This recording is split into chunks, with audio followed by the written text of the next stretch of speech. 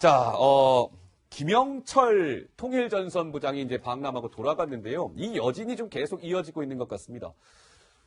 김영철이 시청자 여러분 방남할 때요. 통일대교로 못 건너오고 저기 돌아가지고 전진교로 왔잖아요. 근데 이 전진교로 김영철을 보내는 과정에서 약간 이 결정되는 과정에서 좀 논란이 있었던 것 같은데 노은지 기자 국방부 패싱이라는 얘기까지 나오던데요? 네, 그렇습니다. 김학용 자유한국당 소속의 김학용 국회 국방위원장이 국방부 관계자에게 구두로 보고받은 내용이라고 하면서 공개한 내용인데 네. 김영철이 군사용 다리 전진교죠. 저희가 여러 번 설명해 드렸던 군사용 다리를 통과하는 게 국방부가 빠진 채 결정이 됐다 이런 공개를 한 겁니다. 사실은 민통선 지역에 들어가는 것만 협의가 된 거고 전진교 우회 결정이 내려진 게요. 김영철 일행이 내려오던 날 당일에 오전 9시 30분이었다고 하는데 통일부 장관에게 보고된 게 오전 10시여서 국방부 패싱이다 이런 주장이 나오고 있는 건데요. 그렇군요. 이렇게 되면은 사실 당의 관계부처와 다 협의했다고 했던 정부 발표가 좀 거짓 설명 아니었냐 이런 식으로 좀 볼 수 있을 것 같은데 그 당시에 통일부 대변인 목소리부터 한번 들어보도록 하겠습니다. 통일대교를 통한 통행이 어려운 점을 고려를 해서 관계부처 협의하에 그 당일 오전 이동로를 변경한 것으로 알고 있습니다. 네, 백태현 통일부 대변인은 관계부처 협의로 결정을 했다. 국방부는 관계부처가 아니라 아예 주무부처입니다. 근데 국방부가 소외된 채 이런 결정이 내려졌다. 논란이 될 수밖에 없겠죠. 자, 그래픽 화면을 보면서 좀 더 시청자 여러분들의 이해를 좀 도와드릴 필요가 있을 것 같은데요. 강병규 기자. 네, 그렇습니다. 지금 빨간 선으로 되어 있는 것이 이제 김영철 일행이 이제 건너온 우회로인데요. 7, 8km 우회를 했지만 지금 저 빨간 선을 따라서 포병부대라든지 여러 군사시설들이 배치가 되어 있는 상태입니다. 그리고 이제 내비게이션에 안 나오는 그런 길도 나오기 때문에 엄밀히 말하면 군사 지역, 그러니까 비밀을 지켜야 되는 보안 지역이라고 볼 수 있는데요. 그럼 국방부가 관계 부처라고 볼 수도 있잖아요. 네. 그런데 이제 좀 더 정확하게 이 의사결정이 된 구조를 보면 국방부가 빠져 있다는 사실을 잘 아실 수 있을 것 같습니다. 25일, 그러니까 김영철 일행이 오는 당일날 고위 당국자 협의회에서 이 우회로를 건너갈 것을 정했다고 하는데 이 자리에는 보시는 것처럼 국방부는 없었고요. 통일부라든지 국정원이라든지 이제 관계 경찰들이 참석을 해서 이 우회로를 정하고 일방적으로 국방부에게 통보했다라고 좀 알려지고 있습니다. 예. 좀 더 구체적으로 제 국방부 관계자들이 그럼 이 의사결정 과정에서 왜 국방부는 부르지 않고 회의 진행을 했는지 통일부 관계자에게 물었다고 합니다. 뭐라고 하던가요? 네, 보시는 것처럼 보안상의 이유라고 짤막하게 답을 돌았다고 하는데요. 근데 저는요, 글쎄요, 시청자 여러분들 어떻게 생각하실지 모르겠는데, 저 그래픽 화면을 보면, 부원장님, 왜 국방부는 부르지 않고 회의 진행해서 결정했습니까? 통일부 관계자가 말하기를 보안상의 이유라는데, 국방부가 소외된 채 결정을 하는데, 국방부한테 보안상의 이유를 들어서 우리 국방부랑 상의 안 했다. 이 얘기 같거든요. 그래서 어떻게 봐야 될지 모르겠습니다. 이해가 예. 좀 잘 안 되는 부분인데, 사실은 주무부처라고 하면 국방부, 주무부처죠. 그리고 통제를 하고 있는 그런 구역이니까 네. 국정원, 통일부는 회담을 하니까 들어가고 치안 문제를 하니까 경찰청이 들어가는데 가장 기본적인 국방부가 거기서 빠졌다는 것은 선뜻 이해하기가 힘들고 예. 여기가 지금 일반인들이 다닌다고 일반 지역이라고 그러는데 저 소리가 나오자마자 저도 구글이나 네이버나 지도를 통해서 봤는데 전진교라는 다리가 나오는 데는 하나도 없습니다. 네. 그리고 저 지나온 구역에 이제 강명국 기자 설명을 한 것처럼 많은 부대들이 있는 지역인데 군사지역이에요, 예. 그 지역은요. 그래서 막아놓고 하니까 불가피한 사정이 네, 있다서 네. 치더라도 국방부가 그 협의체에서 빠졌다. 이거 네. 좀 이상한 것 같습니다. 예, 군사 지역을 김영철이 지나왔는데 국방부는 그 논의 과정에서 소외됐다. 글쎄요. 자, 오늘 국회에서는요, 국방위원회 상임위원회가 있었습니다. 국방위원회 상임위원회에는 송영무 국방부 장관도 오늘 출석을 했는데요. 단연 이 부분이 좀 논란이 됐습니다. 그 영상 만나보시고 오시겠습니다. 이 전진교가 있는 지역은 작전지대 맞죠? 민통선 지역 작전지대. 결과적으로 우리 작전지대를 적의 수계에게 노출시킨, 그렇죠? 그 작전지역은 대한민국 전체로도 볼 수 있고요. 그런 지역을 적군의 수계가 버젓이 지금 우리 군의 안내를 받아가지고 방문을 하는 이 어처구니 없는 일이 백주대낮에 벌어지고 있는 것 아닙니까? 전진교로 우회하는 입경 통로를 결정할 때 국방부가 찬성했습니까? 다 확인을 했습니다. 국방부 장관이 허가한 겁니까? 그건 제가 허가 사항이 아닙니다. 그걸 허가할 의견을 개진할 그런 위치에 있지 않습니까? 국방부 장관? 국방부 장관의 임무는 뭐 꼭 그렇게 정의할 수는 없다고 생각합니다. 의연하게 좀 하세요. 이게 뭡니까 도대체?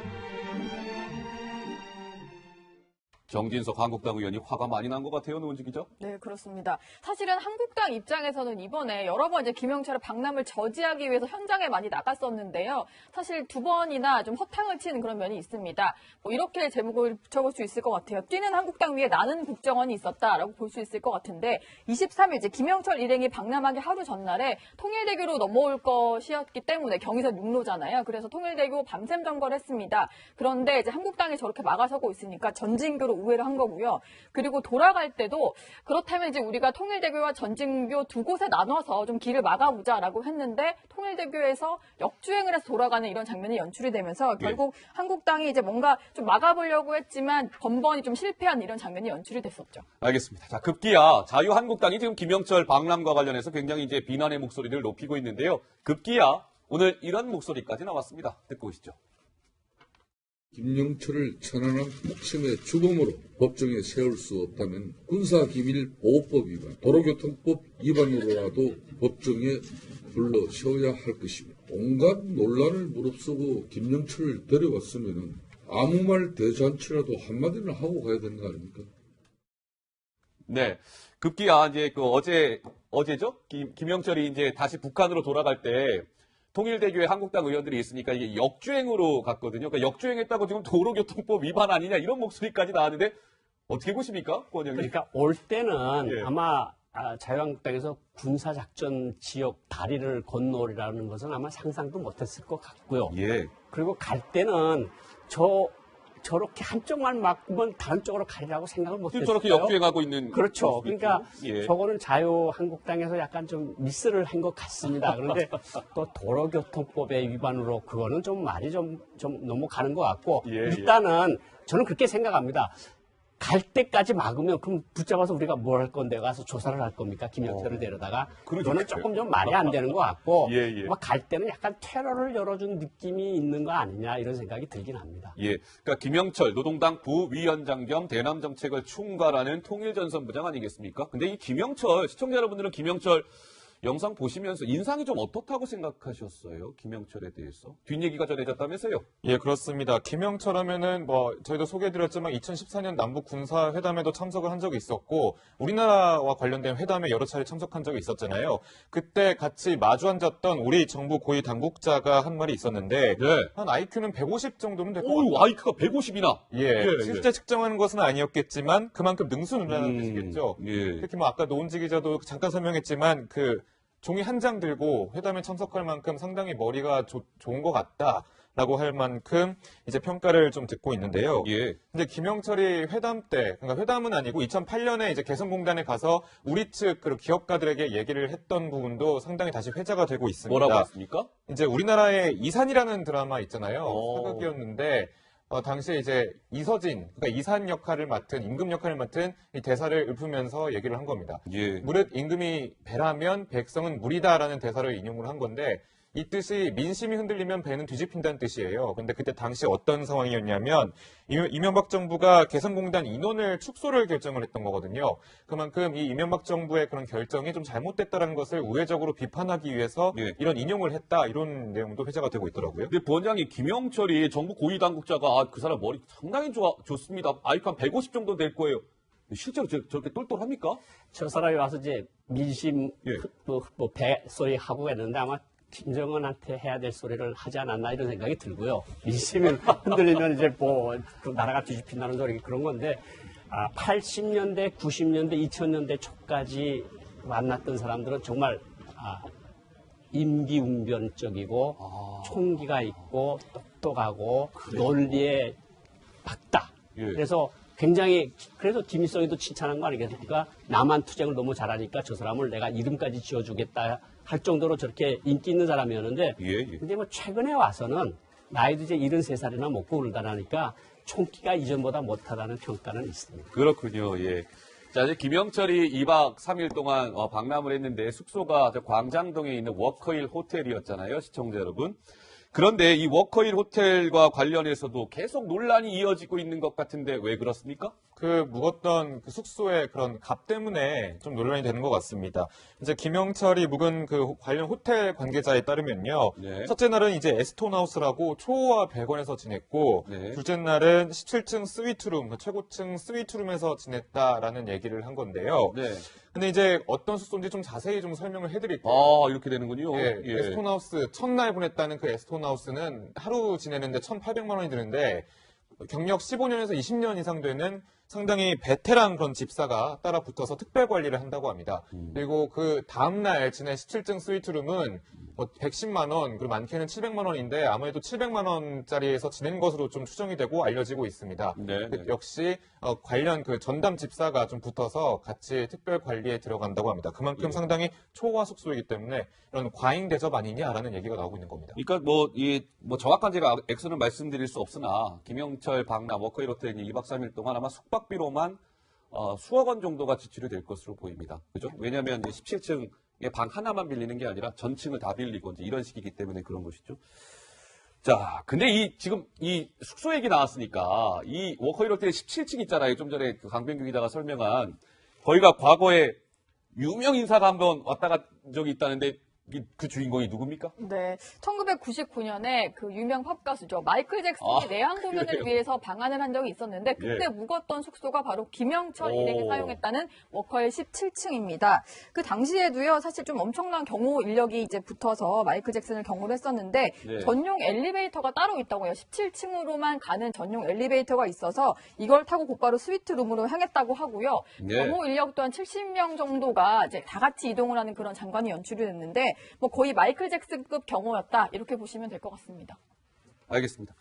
자, 근데 이 김영철 지금 뭐 이 숙박 문제 이제 워커힐 호텔과 관련해서 SK 최태원 회장이 좀 도마에 오른 것 같더라고요. 왜 그런 거예요? 근데 워커힐 호텔을 관리하고 소유한 게 바로 SK 그룹이기 때문에. 아, 워커힐 호텔이 SK 그룹 거군요. 예, 그렇습니다. 예. 그런데 이제 최태원 SK 회장이 뭐 옛날 그 정권 아랍에미리트 특사 파견했을 때 임종석 비서실장과 뭐 따로 만났다, 모처에서 만났다는 얘기도 나왔고 그만큼 이런 현 정권과 너무 협조적인 것이 아니냐라는 것이 이제 한국당의 비판인 겁니다. 예. 김성태 원내대표는 이렇게 얘기를 했습니다. 최태원 회장이 문재인 정권 일이라면 사족을 못 쓰고 협조한다더라. 어허. 그런데 이제 김영철 호텔 비용을 어떻게 처리했는지 밝혀야 한다. 그러니까 문재인 정부의 그런 협조를 얻기 위해서 최태원 회장이 지나치게 지금 베풀고 있는 것이 아니냐 이렇게 지적을 한 건데요. 예. 그래서 이제 김성태 원내대표당 이 한국당 의원들이 관련 자료를 좀 제출하라고 관련 부처에게 요청을 했지만 아직까지 자료를 주고 있지 않다라면서 비판의 목소리를 높이고 있습니다. 네.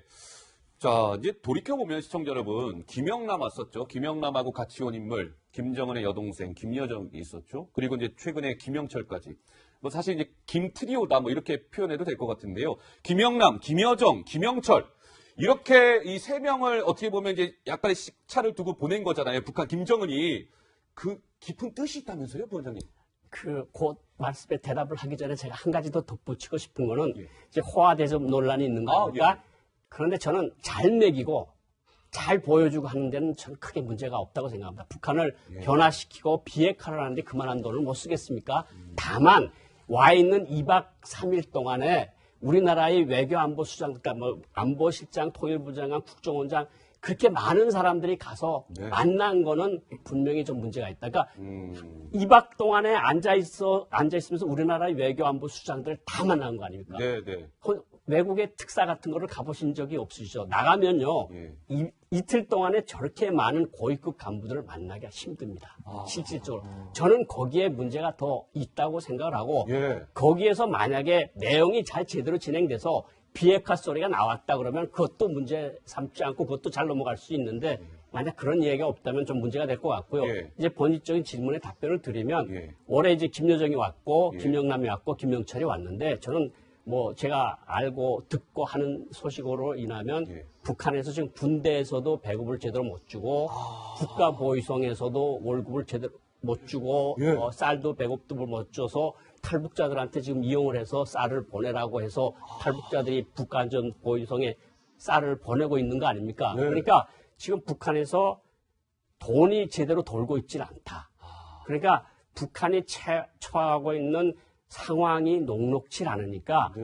이 상황에서 벗어나기 위해서 자기 여동생까지 보내고 국가수반 보내고 대남 예. 총책을 보내고 이런 것이다. 그렇게 제가 말씀을 드릴 수 있습니다. 김정은이 그만큼 이제 돈줄이 마르다 보니까 다급해졌다. 네. 약간 그렇게 해석해 볼 수도 있는 대목인 것 같습니다.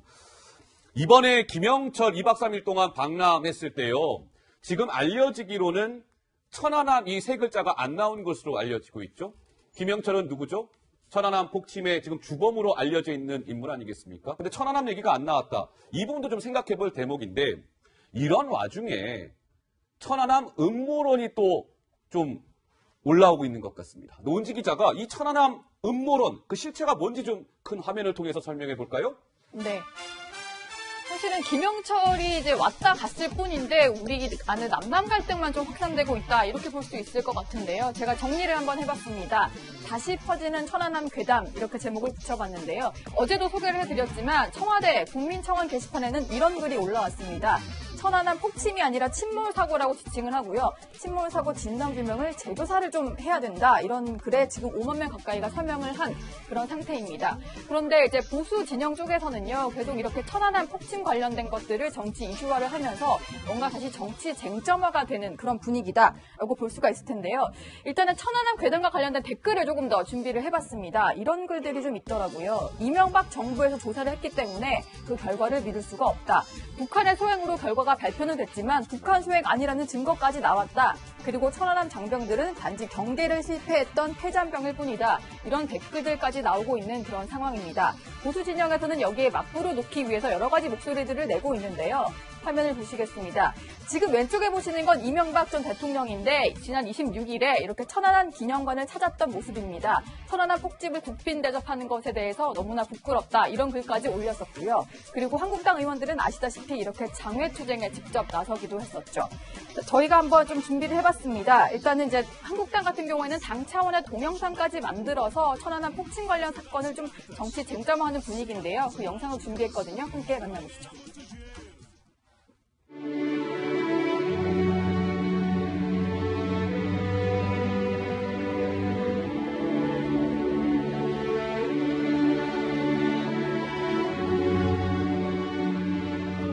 제 아들이 왜 죽었습니까? 이북놈들이 죽였어요. 네, 정치권에서 저렇게 천안함을 두고 갑론을박을 벌이는 사이에 유가족들의 마음은 상당히 좀 계속 찢어지고 있다 이렇게 볼 수 있을 것 같은데요. 지금 이 모습은 청와대 항의 방문에 나섰던 그 가족들의 모습입니다. 8년 만에 기자회견에 나섰다고 하는데 그 당시의 목소리도 준비를 해봤습니다. 함께 들어보시죠. 뚝뚝 나오라 그래! 문재인 대통령이 되면서 내 새끼들이 이 나라에서 어떻게 살아가는 줄 알아? 저 어린 것들 가슴에 못을 박아! 어른들은 어른이라고 해! 이 어린 것들은 어떻게 할 건데! 네, 천안함 직원이 이제 약간 국빈 대접을 받으면서 한국으로 왔는데 아무런 천안함과 관련된 얘기를 듣지 못했던 이런 정부에 대한 분노가 폭발한 그런 상황입니다. 사실은 뭐 진영을 떠나서 잊어서는 안 될 그날이 바로 2010년 3월 26일이 아닐까 싶은데요. 시한편을 좀 소개해드릴까 합니다. 당시에 많이 회자가 됐었고 기억하는 분들도 계실 텐데요. 바로 이 시입니다. 772함, 천안함을 뜻하는데요. 천안함 수병들은 귀환하라. 오로지 살아서 귀환하라. 이것이 그대들에게 대한민국이 부여한 마지막 명령이다. 이게 일반인, 그러니까 동아대 의대 교수 김덕주 씨가 쓴 시인데 당시에도 여러 번 회자가 되면서 국민들의 마음을 아프게 했습니다. 여야의 쟁점화가 될 게 아니라 잊어서는 안 되는 그날로 계속 기억을 해야 될 것 같습니다. 노은지 기자 설명 잘 들었습니다. 노 기자 설명 들으면서 괜히 제 마음이 좀 착잡해지는 것 같습니다.